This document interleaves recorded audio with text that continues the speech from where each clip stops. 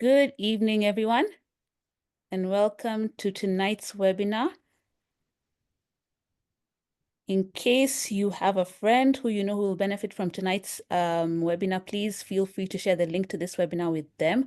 We have a very special guest and a very special discussion tonight in line with Financial Literacy Month, and you do not want your friends and colleagues to miss out on this, so please share the link to the webinar. We will be talking all about building passive income as professionals and entrepreneurs. So I'm just going to give 1 minute for some more people to join this webinar, and then we will get straight into it.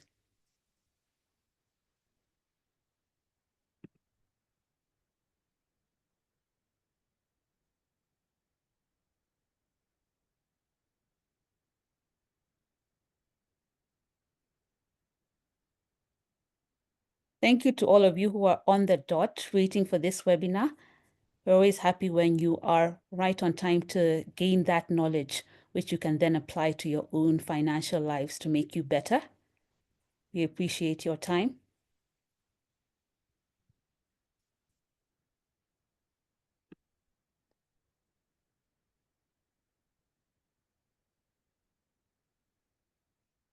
Okay, it's just about 7:02, so I'd like us to get straight into tonight's webinar. So good evening again, and thank you for joining us tonight on this month's edition of the Abojani Wisdom Series. You know, we always bring you a guest who is going to impart financial knowledge in your life that you can apply. And tonight is a special edition because this is Financial Literacy Month. And you know, the theme for this year is Educate, Empower, and Enrich. So we want to ensure that you get all the knowledge you need to take you to that next level in your financial life. And I'm very excited about the guest that we have tonight. We have the group CEO and MD of Britam Holdings PLC. That is Tom Gitogo, and we're very excited to have him on. I've listened to him before, and he imparts gems. So I'm very excited for what we have in store for you tonight. So in case you have any questions around building your passive income as an entrepreneur or even as a professional, please feel free to go to that chat box at the bottom there, and we will be sampling some of the questions and comments that you have. So now, without further ado, I would like to give Mr. Tom Gitogo a chance to introduce himself to us.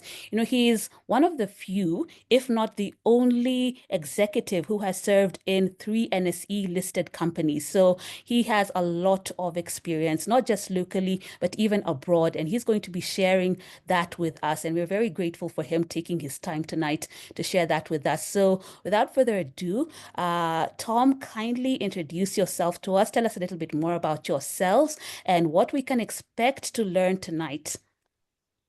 Thank you, Claire. As you have said, my name is Tom Gitogo. I am the Group MD and CEO of Britam. Britam is in 7 countries in the region. That's Mozambique, Malawi, Tanzania, Rwanda, Uganda, South Sudan, and here in Kenya. I studied civil engineering at the University of Nairobi. Practiced engineering for a very short time before I joined Pricewaterhouse as a management trainee, which means I also became an accountant before specializing in financial services whilst at PricewaterhouseCoopers. In those days, it was fund management, obviously insurance, and banking. But ultimately, I joined the insurance industry, where I have been for most of my working life. I am a father, obviously. I like talking about my kids. I have 2 daughters and a son. That's me, Claire. Awesome, awesome, and quite an interesting career journey there, starting out in engineering, accounting, and financial services. So it's quite an interesting thing to note there. Now, I'd like us to get straight into the discussion for tonight. You know, we're talking about building passive income as professionals and also entrepreneurs. But I think we need to get back to the basics first of all. You know, that word is thrown around all the time, build your passive income. You cannot only depend on your active income. But first of all, for those who may not be in the know, what is this passive income that people keep talking about? Before we can build it, what is it, first of all? Right. Passive income. As the name suggests, it's income that is accruing to you as you go about your business. Your business might be employment, as you have said, or your business could be a gig, as some young people like calling it, or indeed a business that you have started, some entrepreneurial enterprise that you have. So the passive reference here is that it is earning an income whilst on the side, whilst you are doing what you do. A good example is if you have shares on the stock exchange, say, for example, you have bought Britam shares. As the value of the shares of Britam goes up, you don't have to come to Britam every day. You can continue working where you work or the business that you currently have, but your value of the investment you have made in Britam is going, as an example. Some people have rental units. Again, you could consider that as passive income if, as you work, the rental income that keeps coming doesn't require your day-to-day involvement. Now, why is passive income important? To my mind, the ideal situation is one where you build a growing passive income because it becomes your employer when you are too old to work or you are tired from your business. Ideally, you shouldn't be very active economically in your late 60s or in your 70s and 80s. So your passive income, the income you have been building over time, becomes your employer.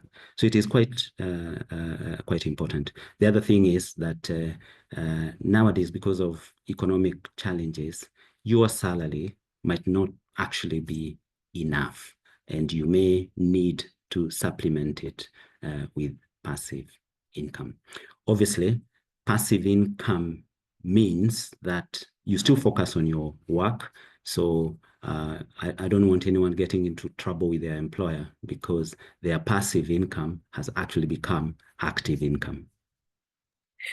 Thank you for that. And I think I like what you said, that this passive income should, at the end of the day, become your employer when you're too old to work or you're too tired. So when you're thinking of that figure, think of how much am I earning or how much do I want to be earning when I'm retiring, and think of your passive income streams as that way. And then, you've also talked about you have to focus on your job if you're working, and it should not be now negated by the other sources of passive income. But what is the threshold of passive income? Because you talked of rentals, but sometimes, not everyone has it easy. Some people have trouble tenants and then they're spending all the time collecting the rent. So is it still passive income because you're so active, following up on your tenant or so on and so forth? Then others have like those side gigs where you put so much effort that is it still passive income? So what is the threshold that really determines whether it is actually a passive source? You're seated somewhere, the shares you talked about are bringing in the income, or you're still putting in so much effort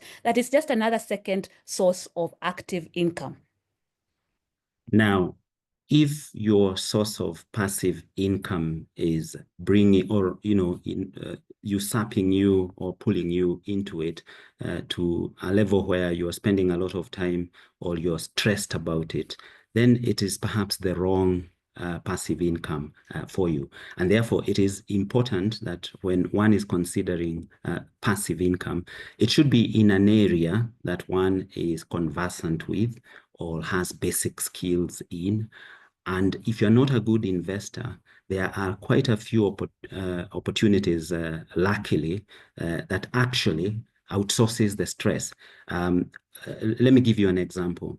If you know nothing about shares that I talked about earlier, there are unit trusts options by banks, by insurance companies, by fund managers that allow you to have exposure to shares or bonds or other investment types where it is the fund manager's day job to ensure that these unit trusts are giving you a good or decent return. So it is important that the passive income you are thinking about is in an area that you are comfortable in or gifted in or knowledgeable about. The other way you can look at it is in the case of the tenants, it is also okay actually to incur some expenses as you accrue passive income. So get someone to collect the rents for you or manage your apartments for you. Passive income does not mean you shouldn't spend money on it, whether it is even on financial advisors as well, if it is in a totally new area that you have no idea about. I, as an example, don't know much about cryptocurrency, which among the young people is a fairly topical issue. But I don't stress or worry about it. I just keep away from it. Does that mean I am correct? No, it just means that I accept, despite my knowledge in investments, that I don't know enough about cryptos to go into it. That is not necessarily the case to the next individual. So please focus on areas that you know enough about or can access experts or anyone that knows something about, or something that you can read about. I started investing in shares when I first started working because one of my colleagues, and I will mention his name so that he feels nice, Imtiaz Khan, started buying shares on the stock exchange. And I was wondering, what is this fellow young man doing? And one of the things that I picked up is that, and that I use today, is I only buy shares in companies that I would be comfortable being a director in. So I will not buy shares in a company that I would be embarrassed to be a director in. That's just my way of doing it. Other people have some other people do PE ratios and other calculations, dividend ratios. I don't have time to do all that. Is it a company that I can be proud to tell my kids or my wife, oh, guess what happened today? I got appointed on the board of ABCD. Wow, that's amazing. It speaks to value system when you're picking your shares and all that. And I like the way you said sometimes you don't have to stress yourself. You can, outsource that, like if it's for Britam, the bond plus funds, or there's the balance funds, get somebody who understands. This is their day-to-day job to help you manage instead of trying to understand things that you're not conversant with. So that is a very good thing to think. But now for those people who are like, okay, I only have an active source of income right now, and I'm thinking, so where do I start? I want to be able to be financially free when I retire, but it sounds like it's so much. So where do I start? For that person today who wants to start that passive income journey, what is the best place to start? Let's go to basics, Claire. You cannot start investing if you do not adopt the discipline of spending less than you earn. Notice I have not mentioned any amount so far. So it doesn't matter how much you earn. You have to get into the discipline of spending less than you earn. A lot of you will have heard the adage that you spend what is left after investing, not invest what is left after spending. It sounds like a play of words, but it really makes a difference. But the trick, Claire, is to start. Investment is not about the amount. It's about the rate of return. If you have 1,000 shillings and you invest it, say, in a unit trust, a lot of you might think I'm here to promote unit trust, but I'm not really. I'm just giving an example. The return on that 1,000, if it is 10%, for example, or 13%, is the same return as someone who has probably invested 1,000,000 shillings. Be proud that you have an investment that has a 13% return. Not that, oh, I'm only getting 13 shillings or whatever 13% of 1,000 is.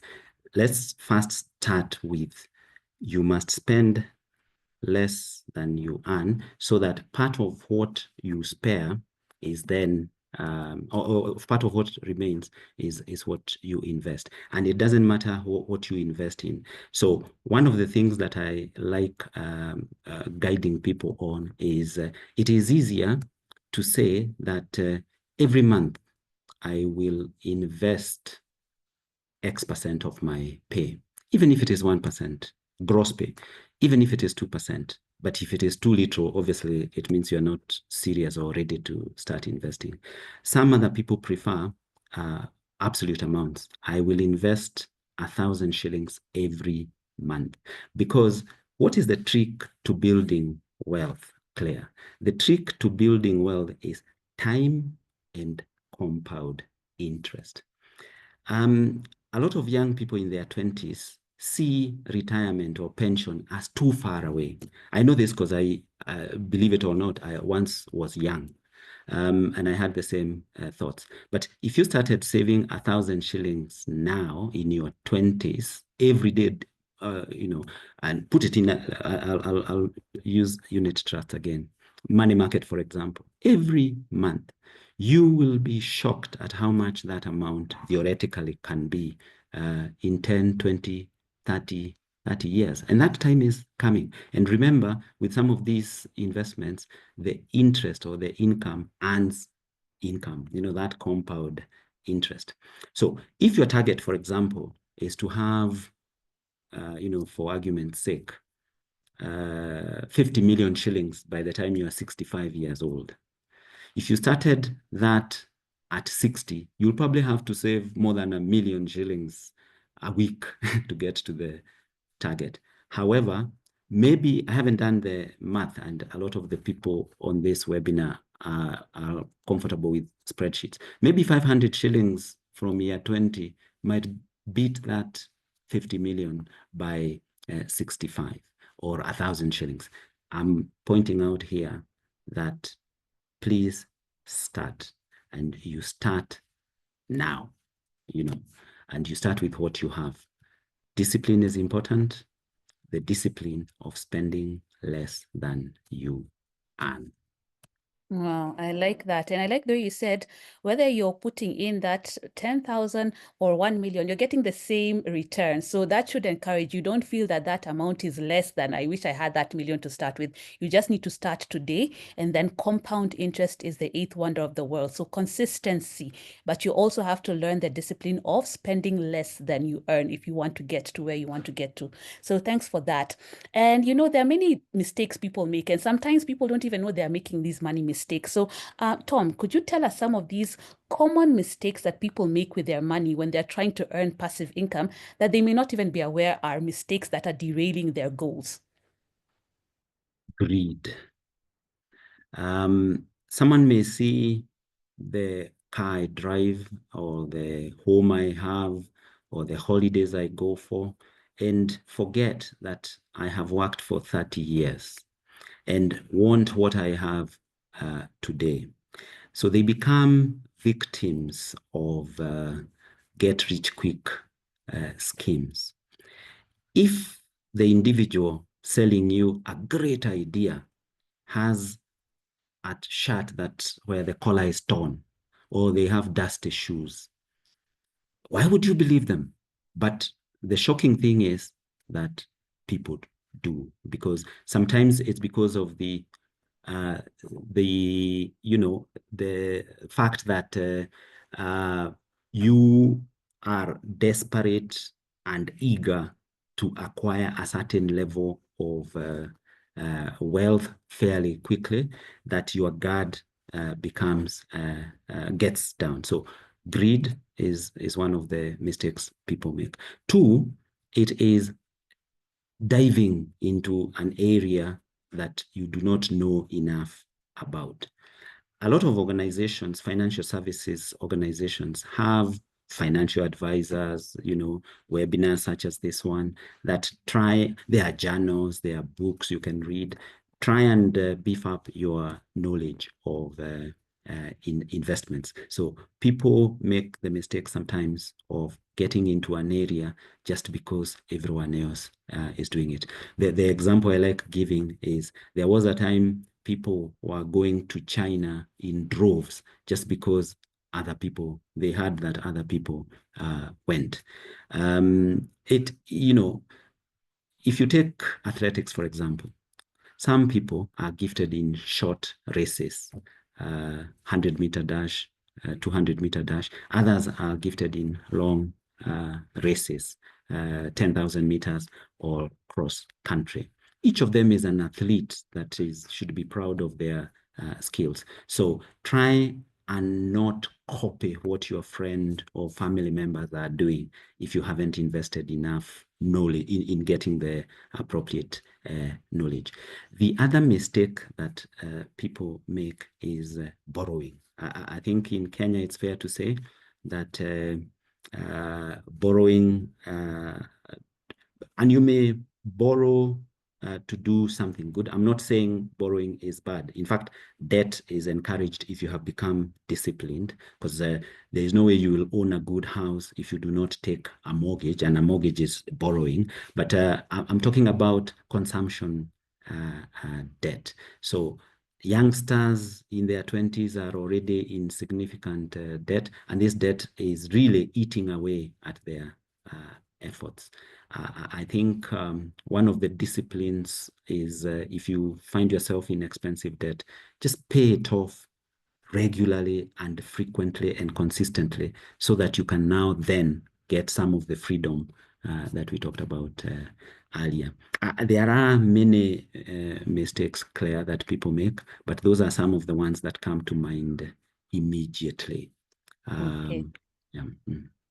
Thank you for that. Now, as you said, you've been working for 30 years. Somebody who was just started working 2 years ago is trying to compete, trying to buy that. So respect time and get there. Just start today. So I think that's a very powerful thing that people need to remember. And the way you're talking about, don't go into things that you don't understand. I think it's also critical for people to not use that as an excuse to be lazy, because some people will be like, I don't understand shares, but you don't even bother to learn. So financial literacy is key. So also try to learn, and then after that, you can outsource the way Tom spoke about.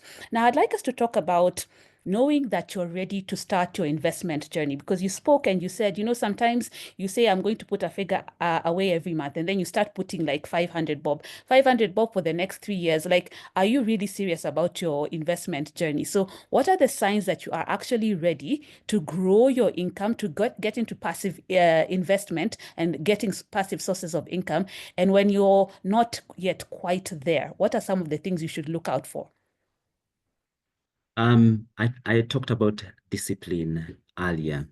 I sometimes give some mentorship to youngsters or people who approach me, and I'm able to tell in the first 2 minutes whether this is someone I really should invest time in or not, by just literal things of discipline. Because once you have, say, a family, you have a family. You have started a family. There are mouths to feed, and there are people whose livelihood is dependent on you. I would say that's one sign that you are ready to start investing. Two, there are goals and stages of life. So, for example, at age 25, you really honestly shouldn't be living with your parents. I mean, I'm not saying it is illegal. In fact, it isn't. But it's it's important that you start standing on your own 2 feet. And at 25, if you haven't left your parents' home, I would suggest you do. And we're not saying you cannot buy an apartment at 25 or build a home at 25. So you can rent, and it is okay to rent, so that those others whose passive income is rental income have a market. So it's okay. But you can also not rent for too long. And in your early to mid 30s, you should be thinking about owning a home, because one of the things you can be sure about is that you will require a roof over your ahead. Now, some people prefer the building route where, you've joined a circle, you buy a piece of land, you build slowly, or you borrow to build, whatever.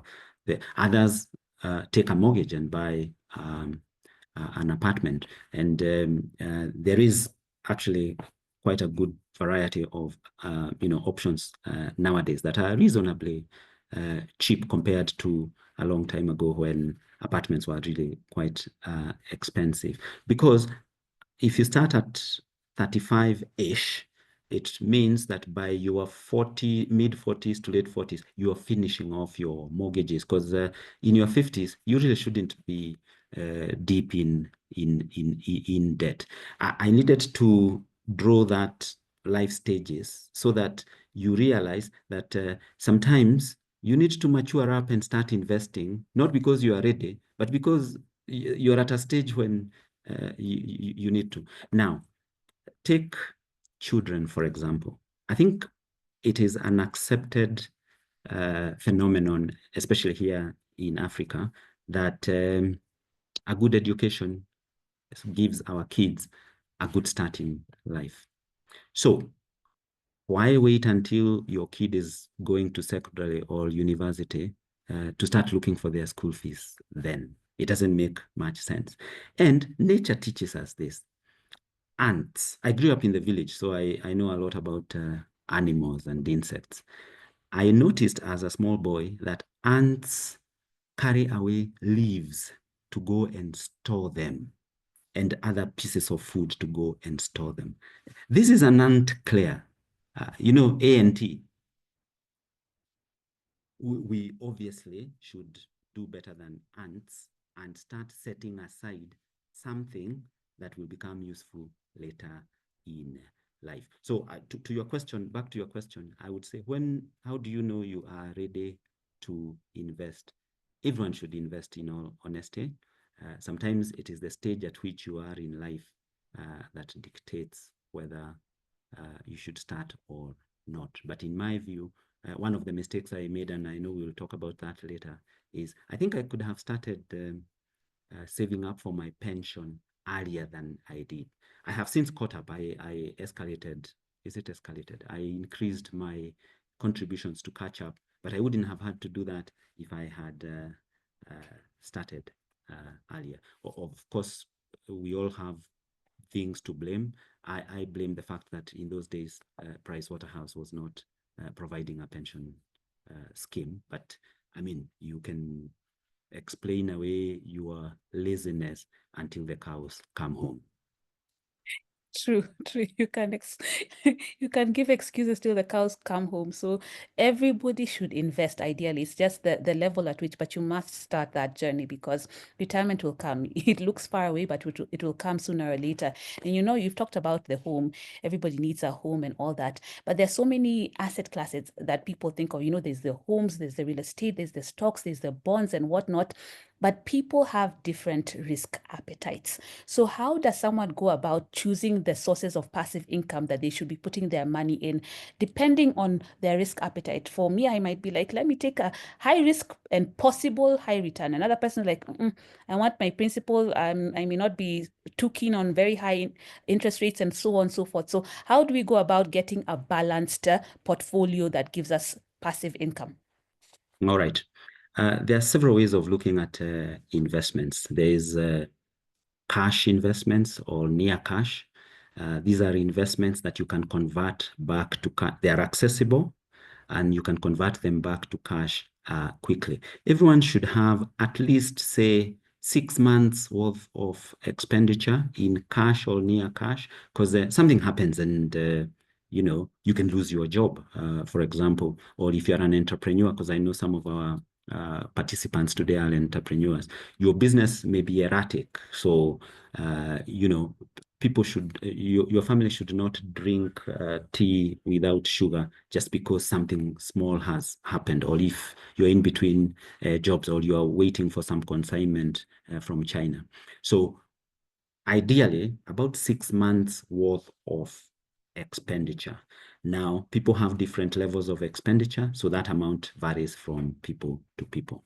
Then there are those investments that give you a higher return because they are riskier, and some take longer, so for example, if you are in your 50s, I really honestly would be surprised if someone is investing in risky ventures like crypto. Maybe crypto is not risky. It's just that I'm averse to crypto.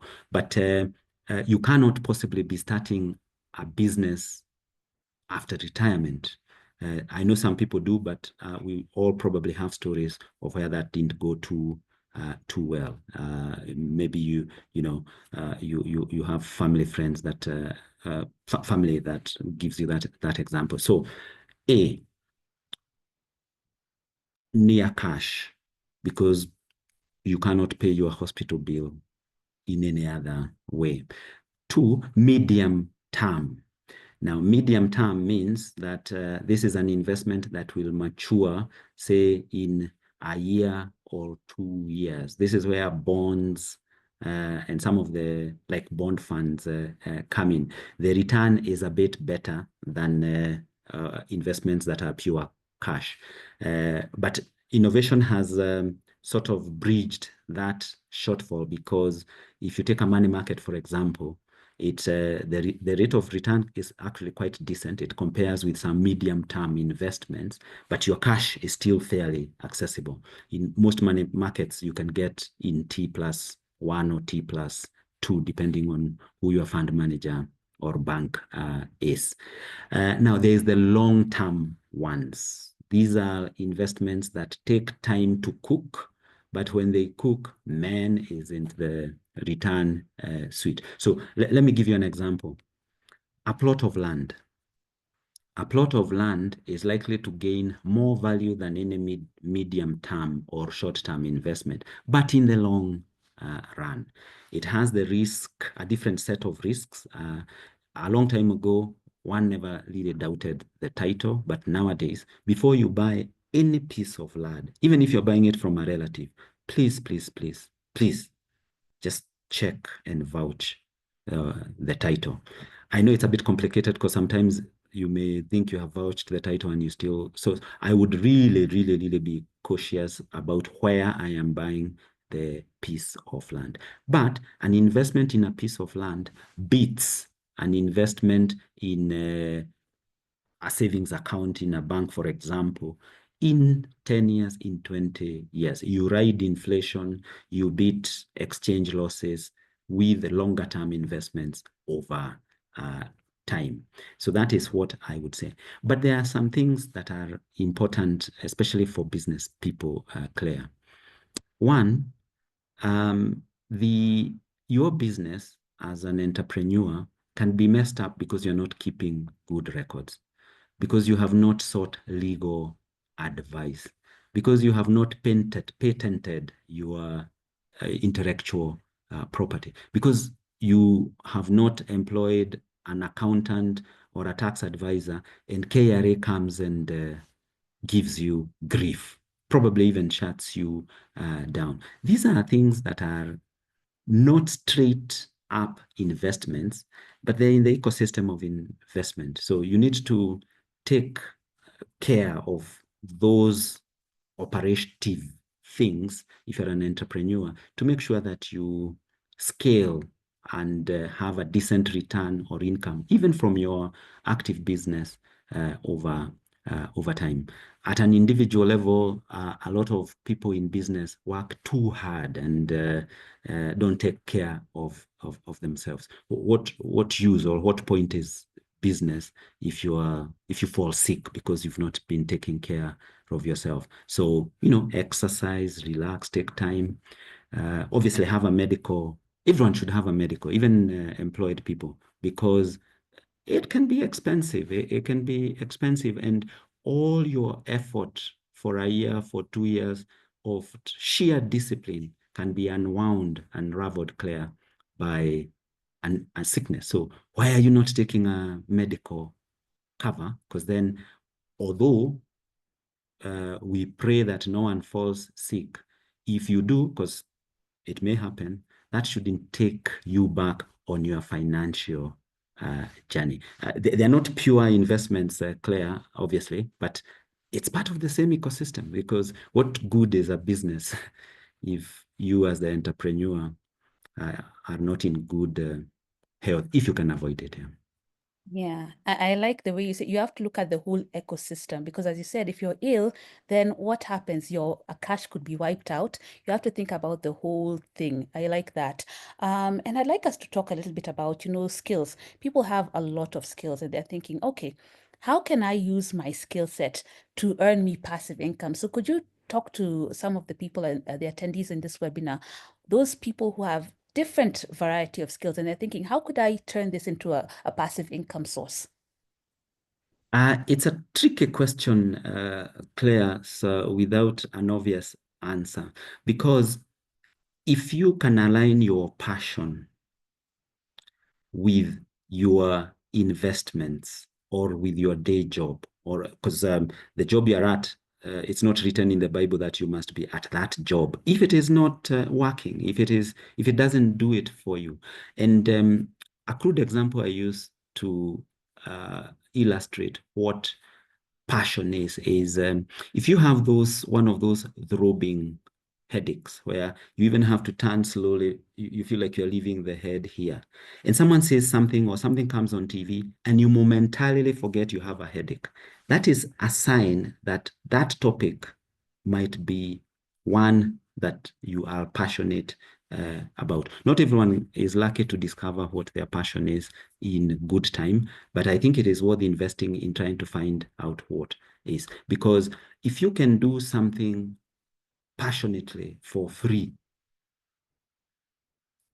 that is a sign that if you then now take that into an income earning venture, you might do very, very well. There isn't any economic sector, Claire, that doesn't have millionaires. Everyone knows of millionaires in education, millionaires in transport, millionaires in entertainment, and so on and so forth, which therefore means it is not the sector that determines. Of course, some sectors are better than others.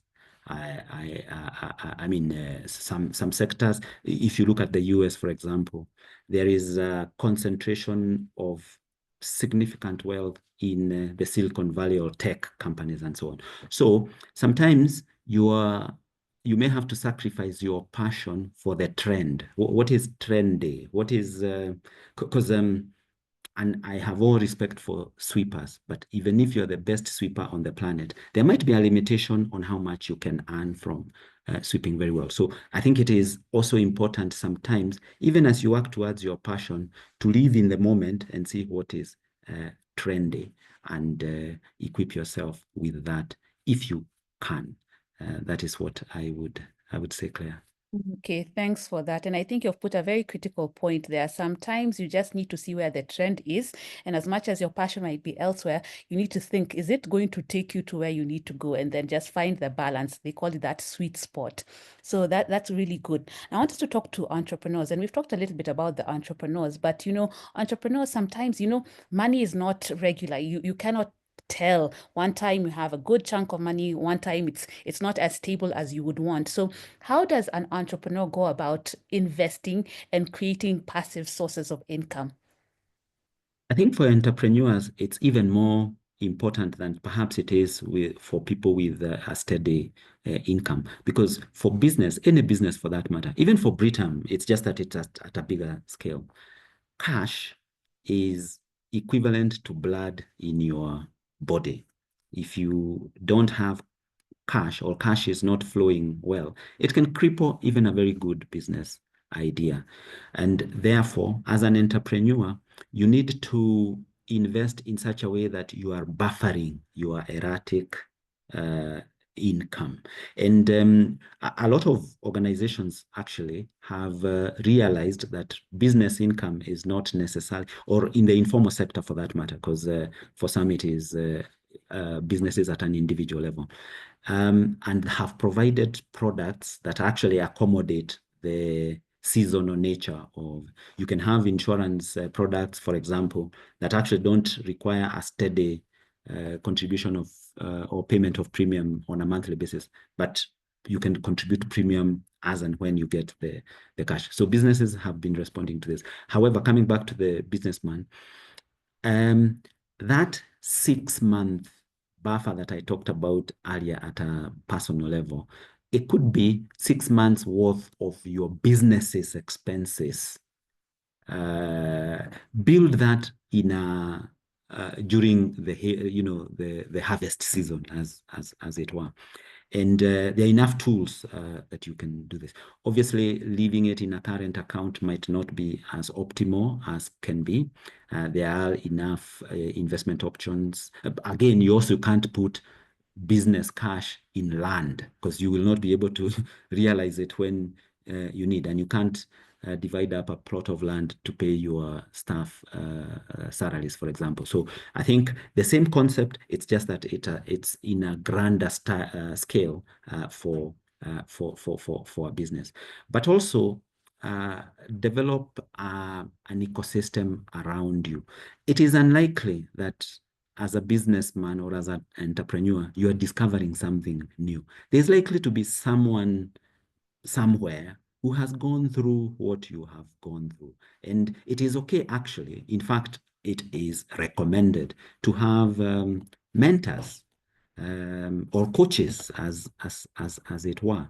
Sometimes you might be, struggling with an idea or a concept that is second nature to someone else. So I think also forming an ecosystem around you, a support structure around you, so that you overcome some of these challenges, because challenges will be there.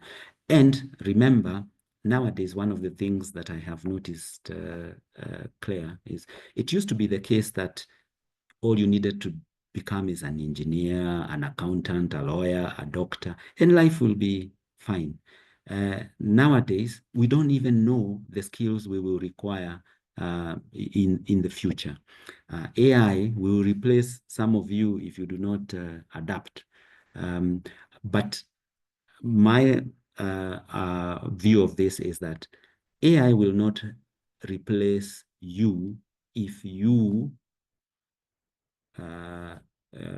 entertain the possibility that you can do things differently. So Tom Gitogo without AI is no match for Tom Gitogo using AI. That is the level at which I would start. So there are businesses we are in today, there are jobs we are in today that we need to start, gravitating or precipitating towards something different. There were people who were making a living, Claire, believe it or not, in developing and making tubes for car tires. Wow, yeah, absolutely. So you must adapt with the changing times, otherwise you'll become irrelevant. And I'd like us to talk a little bit about staying motivated. So we know that we need to build that passive income, but sometimes it feels like I have that, you talked about that 50 million that you're thinking about maybe towards retirement, but then when I look at this 10,000, when will it ever multiply, compound to that 50 million? So what encouragement would you give to that person who feels like, hey, will I ever reach there? Yeah, it's not an easy question, but a plan or goals, setting goals and celebrating even small milestones, rewarding yourself occasionally keeps the spirits up. If, for example, you intend to buy an apartment, as an example, and you determine that you will not borrow 100% of the amount required, that you will save 10% or 20%. Have a reasonable time scale and give yourself mini goals in between. And then when you get the 10% or the 20% deposit that you celebrate, of course, not by blowing up the whole 20%, if you know what I mean. But I think celebrating small wins just like in any team, for example, by the way, keeps you motivated. The other thing that I have seen work, and it works better with younger people than it did in my it does with my generation, is having accountability partners. You know, someone you're doing this thing with. So I sometimes see staff here in Britam at the beginning of the year forming groups and competing to save in their unit trust or invest in their unit money market X amount of money by December, so that they can, even if it is to blow it up in December for working hard during the year. When you do it as a team, that motivation goes, because you don't want to be the first one, Claire, that drops off the plan. But also, Claire, and I almost forgot this point, it is important whose company you keep. Because I'm currently reading a biography on Elon Musk, written by some good writer, and all the names that are being mentioned of people they were growing up with, or starting this path that he has traveled on with, are great names. You know, Larry Page, he's a billionaire. I don't know who is a billionaire. So the people whose company you keep also can keep you motivated, or can take you the opposite direction. Most people who overdrink, Claire, have drinking friends. That is almost so. Please, I keep saying this, and some of you might be laughing already, because you know what I will say. It is not written in the Bible that you must keep some of your friends. Keep, upgrading. There are some friends surely that have outlived their purpose in your life. Have some people in your group of 5 that you are doing better than, so that at least you can get up in the morning. But also have others that are doing better than you, so that you can, that motivation that you asked about, Claire, is maintained. If you keep the wrong company, you will not save towards the goals that you are going towards. It is the discipline of time and compound interest. You can almost work backwards with an on spreadsheet. If your target or your audacious target is 10 million or 20 million, work backwards as how much you need to save, how much you can afford to save per month. Stretch yourself a bit, apply a reasonable rate of interest. In Kenya, or in East Africa for that matter, a rate of 12% is not, out of the blue. It is not inconceivable. If you, Claire, if you have 10 million shillings, earning you 12%, that's the same as 100,000 a month. You can actually be drawing a salary of 100,000 a month every year without touching the principal. I mean, do the math. 10 million times 12% is 1.2 million, divided by 12 is 100,000 a month. There are people who are bringing up families very well on an income of less than 100,000 shillings. So if that shouldn't motivate you towards putting together that 10 million, I don't know what yours would. And some of you may take longer than others. Because you are not able to set aside every month, or to invest every month the same level of amount. But work it out and do your race. Don't do other people's race. Then that inconceivable figure of 20 million, 50 million might actually not be so inconceivable. I know young people who spend 1,000 shillings, 2,000 shillings, maybe even 5,000 shillings on Friday and Saturday. And, I feel sorry for some of them, because it should be me spending 5,000 shillings on Friday. But even I, who can afford it, I don't do it. I see that 5,000 as adding to my target faster, if you know what I mean. Absolutely. So, what company are you keeping? I think that's a challenge to everyone today.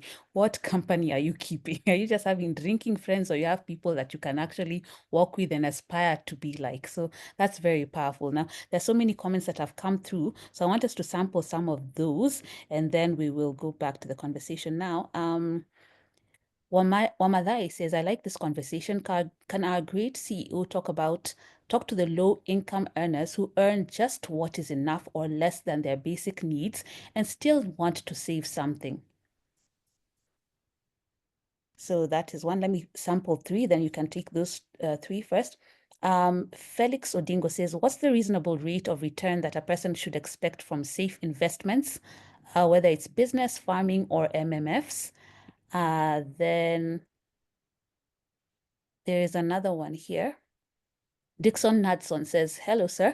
I'm Nasabora Dixon from Western Uganda. Thank you for the insightful knowledge. I'm so glad to be part of this. Thank you for being here. Samuel says, Mr. Tom, I like the wisdom. You're my role model. CPA Kai Kai says, great to be in here to our great group MD and waiting to hear his insights. Thanks for that. You can take those two first, and then we go to another round. So for that person who feels they want to be investing, but it feels like it's so low what they earn, how do they start their journey? And then the other one who is asking, what's a reasonable rate of return?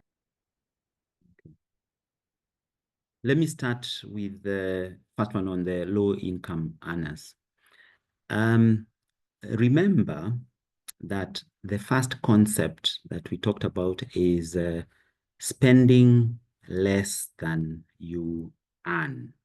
So if you are earning 100 shillings a day, as an example, you are winning and you're doing great if you're spending 90 shillings a day. And a lot of people misunderstand financial freedom as a lot of money. No, financial freedom is being able to live within your means comfortably. Obviously, a life where you are earning 100 shillings a day might not be ideal because, you still have aspirations, you probably still have a family, and the expenditure can really be tight. And even as you look at what you can do to increase your income, because that becomes a priority for you, in the interim, please do not lose the discipline of spending less than you are earning. And on the 10 bob, invest it. Here in Kenya, I can't remember whether it works in Uganda and Tanzania or elsewhere.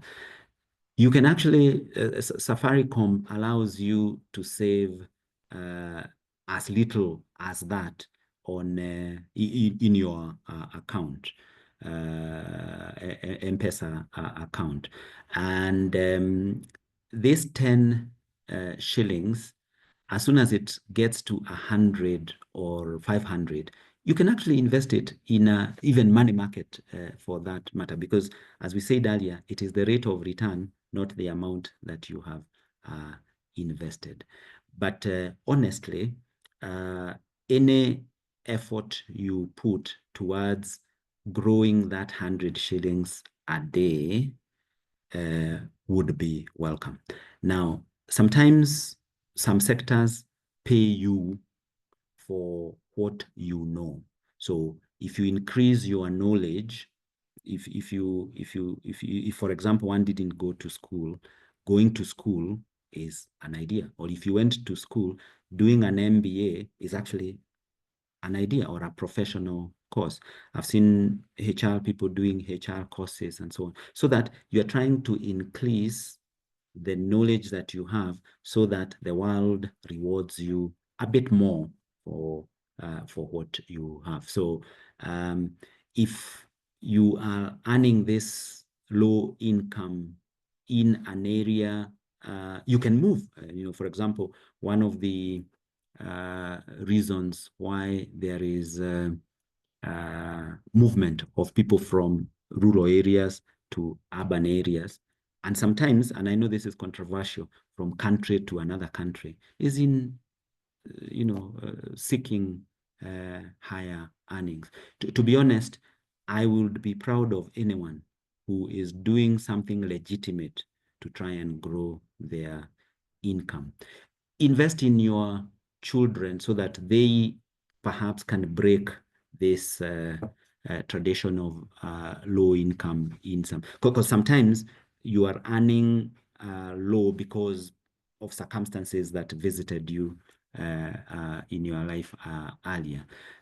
So the discipline of spending less than you earn, but trying to grow your earnings now becomes more critical for those, even as it is for other people. I know it is not an easy answer to give straight up, and this is a topic I can touch on in more detail given another opportunity, or if the individual writes to me directly. My email is, you can use tigetogo@gmail.com. tigetogo@gmail.com. I've given that because of security issues. If I give you my work one, some emails might not come through, and I want your email to come through. Rate of return. How do you know what is acceptable for a safe investment? I know what's not.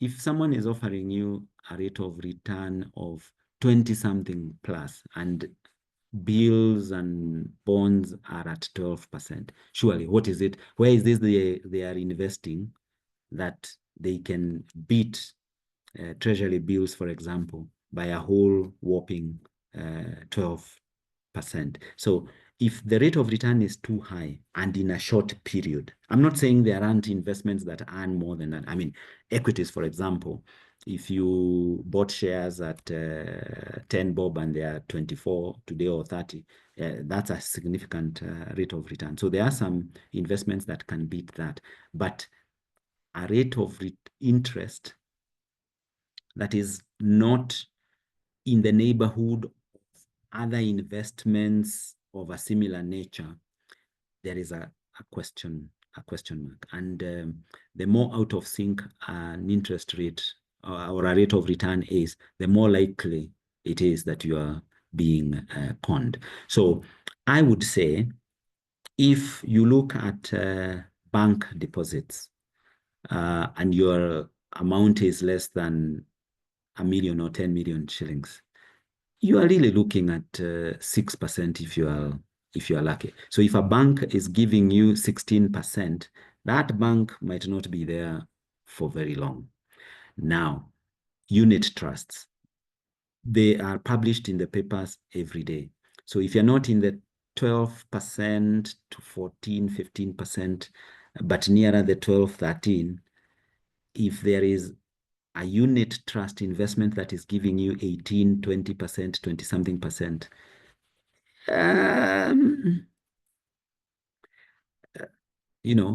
if a piece of land is in an area that an acre should really cost 500,000 shillings, but someone is giving you a quick sale of 50,000. So there is a nature has equipped us with an instinct of sorts. So if your hair is standing up or some beads are forming on your forehead, that's an indicator that maybe the rate of return is not real. However, we are not experts in everything, but there is always someone who knows something in an area that someone is interested you in.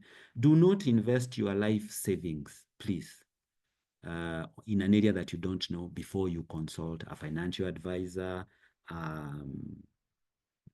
some colleagues, or or read up. Okay. Okay, so if you're getting beads of sweat and your hair is standing, think again, think twice.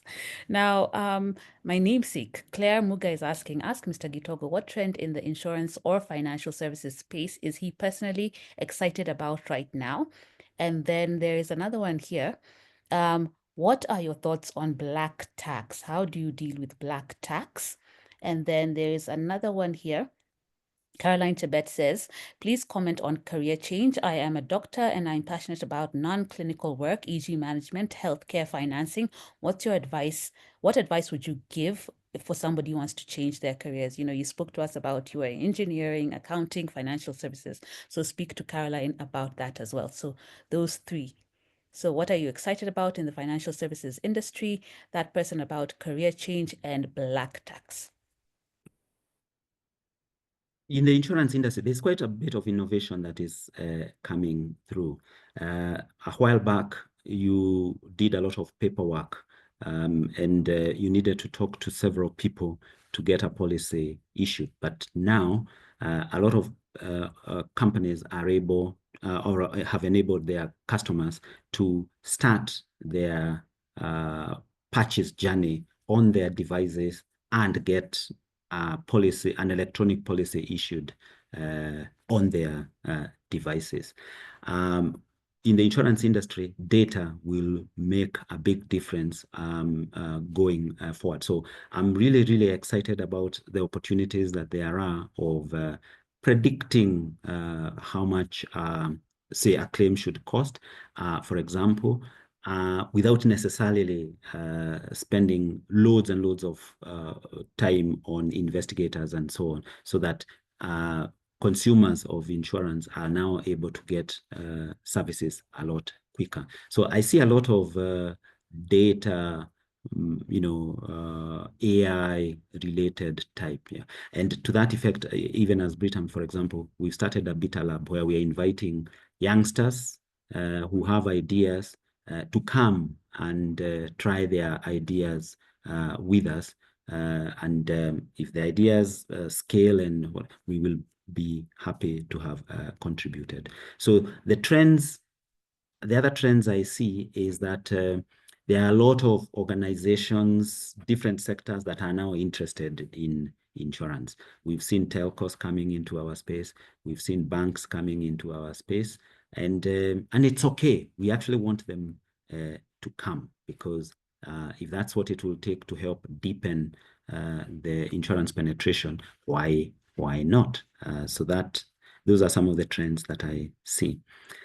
Black tax. My understanding of black tax is the tendency that tends to happen in this part of the world, where the one who has made it looks after 1,000 folks back home, most of them their relatives. If that's the understanding that the person who asked has, then this is something that used to disturb me a lot earlier on in my career, because I think as we were brought up by society, it was ingrained in us an obligation, a sense of obligation that every villager in your village is your responsibility. In all honesty, it is not your responsibility. You have enough challenges in your own life. It's not like you are killing it, as it were. You are also struggling to make it in life. Having said that, you did not drop from the sky. You really, really, really would be out of kilt if you're not looking after your parents. It is actually even a religious responsibility that you have. But take care of them in a way that you can afford. Again, don't borrow from Shylocks. If you can, so that you take your parents on a holiday to Masai Mara, for example. That's foolish. But obviously, your parents shouldn't be, struggling with an ailment if you can do something about it.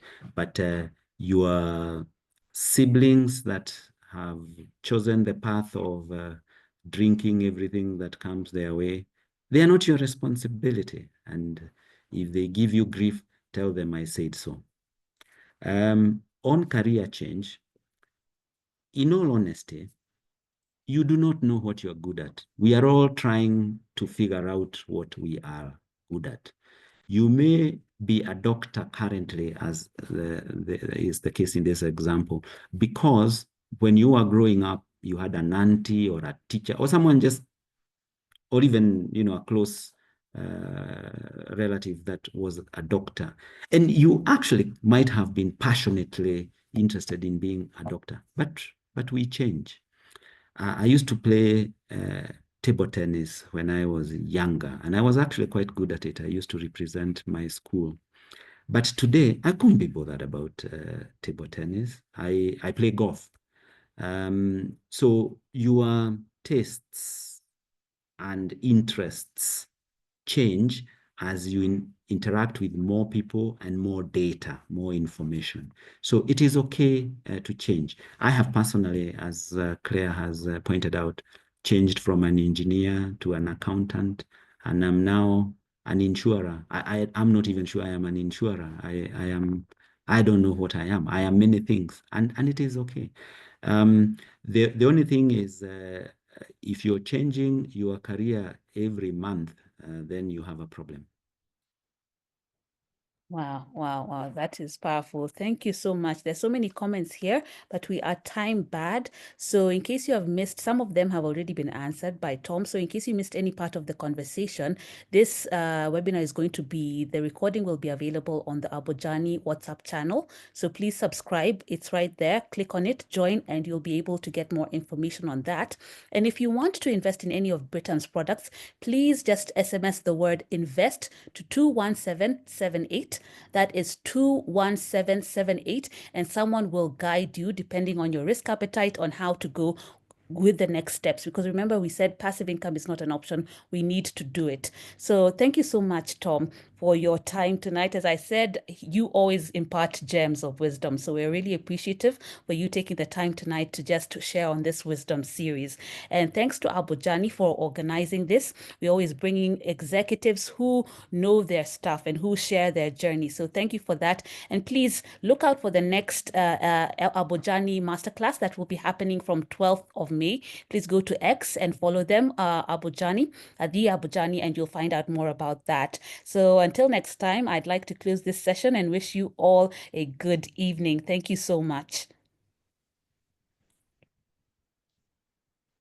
Thank you.